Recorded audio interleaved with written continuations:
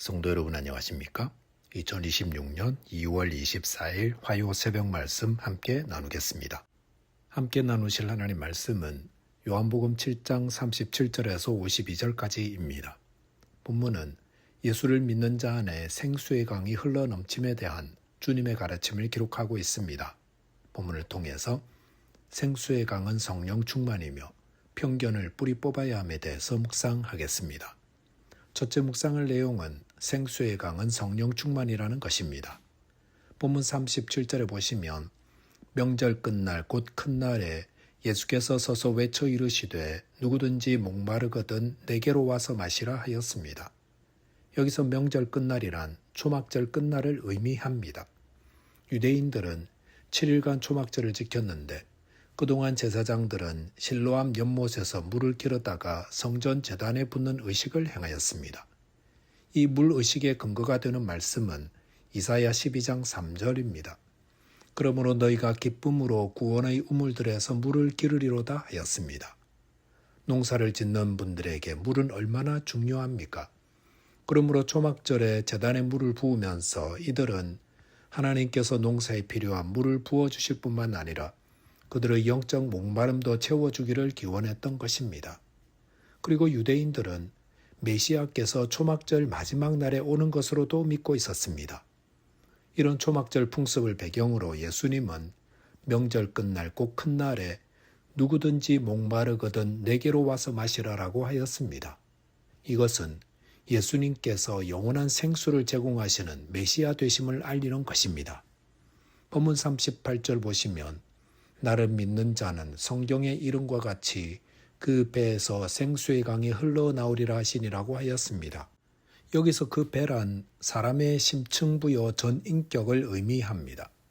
그리고 생수의 강이 흘러나오리라는 말씀의 의미는 39절 보시면 믿는 자에게 주시는 성령 충만을 가리킨다 했습니다.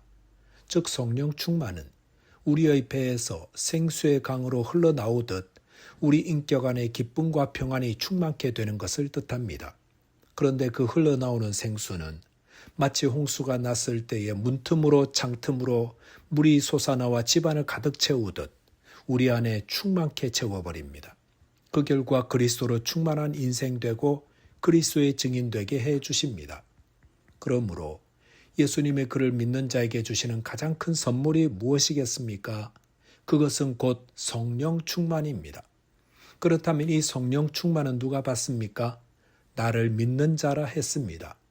즉 누구든지 예수를 믿고 그와 연합된 자는 성령 충만을 받습니다. 저와 여러분 그리고 누구든지 예수 그리스도를 믿을 때에 우리는 다 예수님께서 약속하신 성령을 받습니다. 그리고 그 성령께서는 우리의 구원과 영생의 보증이 되시고 삶 속에 신령한 기쁨과 화평이 있게 하셨습니다. 그렇다면 그 성령은 언제 임하신다 했습니까? 본문 39절 하반절 보시면 예수께서 아직 영광을 받지 아니하셨으므로 성령이 아직 그들에게 계시지 아니하시더라 하였습니다. 여기 보면 성령이 임하시는 것은 예수께서 영광을 받으신 후라는 것을 알 수 있습니다. 물론 성령께서는 구약시대에도 활동하셨고 그리스도께서 이 땅에 계실 때도 사역하셨습니다. 하지만 성도의 구원 사역을 위해 성령께서 역동적으로 임하신 것은 그리스도께서 부활 승천하셔서 하나님 보좌 우편에 앉으심으로 영광을 얻으신 이후였습니다. 그렇기 때문에 사도행전 1장 4절 5절에서 예수님은 승천하시기 전 제자들에게 예루살렘을 떠나지 말고 내게서 들은 바 아버지께서 약속하신 것을 기다리라. 요한은 물로 세례를 베풀었으나 너희는 몇 날이 못되어 성령으로 세례를 받으리라 하셨습니다. 여기서 예수님은 언제 성령이 임할지 분명히 말씀하셨습니다. 즉 성령의 임하심은 예수님이 승천하셔서 영광을 받으신 후가 된다는 것입니다. 그러므로 그때까지 기다리라 하였습니다. 이 말씀대로 예수님 승천 후에 제자들은 성령을 기다리다가 그 약속대로 성령을 충만히 받게 되었습니다. 성령을 받은 자는 삶 속에 흘러넘치는 생수처럼 신령한 기쁨과 화평을 가지고 영원한 승리를 얻게 됩니다. 저와 여러분이 이처럼 예수를 믿는 확실한 믿음으로 성령 충만을 받아 기쁨과 평안과 확신으로 예수님을 증거하는 자 되시기 바라겠습니다. 둘째로 묵상할 내용은 편견을 뿌리 뽑도록 기도해야 한다는 것입니다. 본문 40절 41절 보시면 이 말씀을 들은 무리 중에서 어떤 사람은 이 사람이 참으로 그 선지자라 하며 어떤 사람은 그리스도라 하며 어떤 이들은 그리스도가 어찌 갈릴리에서 나오겠느냐 하니 라고 하였습니다. 초막절날 예수님께서 외치는 말씀을 들은 사람들의 반응은 다양하게 나타났습니다. 어떤 사람은 예수님을 선지자라 하고 어떤 사람은 그리스도라 하였습니다. 그런데 이에 대해 어떤 이들, 즉 종교 지도자들은 그리스도가 어찌 갈릴리에서 나오겠느냐라고 배척하였습니다. 이것은 당시 사람들이 가지고 있는 편견을 보여줍니다. 당시 사람들은 뿌리 깊은 갈릴리 배척 사상을 가지고 있었습니다. 갈릴리 지방은 이스라엘 북쪽에 위치하고 있어 북쪽 침략자들의 공격을 가장 먼저 받았던 곳입니다. 그렇기 때문에 이방인들도 많이 섞여 살고 있었고 이방의 갈릴리라는 오명으로도 불리워졌습니다. 그러니 혈통 중요하게 여기는 유대인들에게 갈릴리는 혐오 지역이었습니다. 이사야 9장 1절에서도 갈릴리 땅은 멸시받던 어두운 땅이라 했습니다. 이렇게 수백 년간 갈릴리는 사회적으로 소외된 자들이 사는 천대의 대상이었기 때문에 예수님을 갈릴리 나사렛 출신으로 알았던 사람들은 이 편견의 눈을 가지고 예수님을 메시아로는 받아들이려 하지 않았던 것입니다. 본문 45절 보시면 아랫사람들이 대제사장들과 바리새인들에게로 오니 그들이 묻되 어찌하여 잡아오지 아니하였느냐라고 하였습니다. 여기 보시면 대제사장들과 바리새인들은 사람들을 보내어 예수님을 체포하려 했던 것 같습니다. 하지만 명절에 올라온 많은 유대인들 가운데 예수님에 대해 호의적 반응을 보이는 자들이 많았기 때문에 자칫 잘못했다 폭동이 일어날 것을 염려하여 예수님을 체포하지 못했던 것 같습니다. 본문 46절 보면 아랫사람들이 대답하되 그 사람이 말하는 것처럼 말한 사람은 이때까지 없었나이다 하니 라고 하였습니다.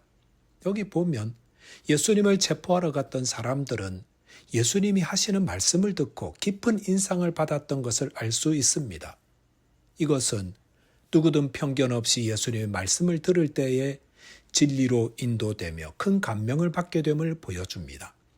본문 50절 51절 보시면 그 중에 한 사람 곧 전에 예수께 왔던 니고데모가 그들에게 말하되 우리 율법은 사람의 말을 듣고 그 행한 것을 알기 전에 심판하느냐라고 하였습니다.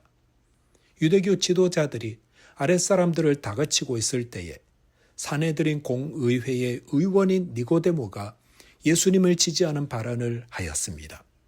그는 율법의 적절한 법적 절차에 대해 이야기했습니다. 율법은 어떤 사람에 대한 판결을 내릴 때에 여러 증거들을 듣고 확인해야 한다고 가르칩니다. 그 말은 예수님이 하신 말씀과 또 행하신 일들을 자세히 주의해서 살펴보고 예수님에 대해 판단해야 한다는 것입니다. 그럴 때에 본문 52절 보시면 그들이 대답하여 이르되 너도 갈릴리에서 왔느냐? 찾아보라. 갈릴리에서는 선지자가 나지 못하느니라 하였더라 하였습니다. 니고데모의 주장은 적합한 말이었습니다. 그럴 때에 유대교 종교 지도자들은 무엇을 근거로 그의 주장을 배척한 것입니까? 갈릴리에서는 선지자 나지 못한다는 편견이었습니다.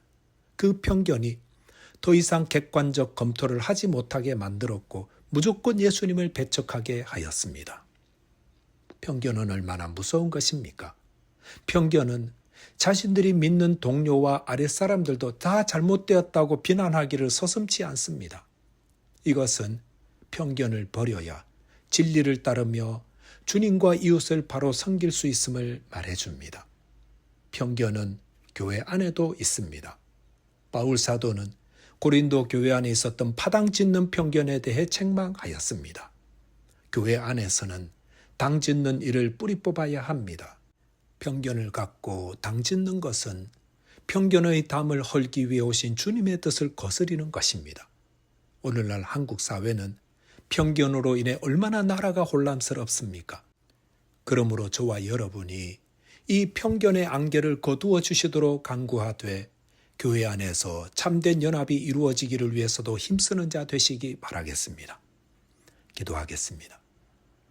하나님 아버지, 예수님을 믿을 때에 저희 안에 성령을 부어주심을 믿사오니 오늘도 성령 충만을 위해 기도하며 또 그 성령의 도우심으로 우리 안에 뿌리 깊은 편견들을 뽑아내게 해 주옵소서. 우리 주님 예수 그리스도 이름으로 기도하옵나이다. 아멘. 오늘도 믿음 안에서 승리하는 하루 되시기 바라겠습니다. 감사합니다.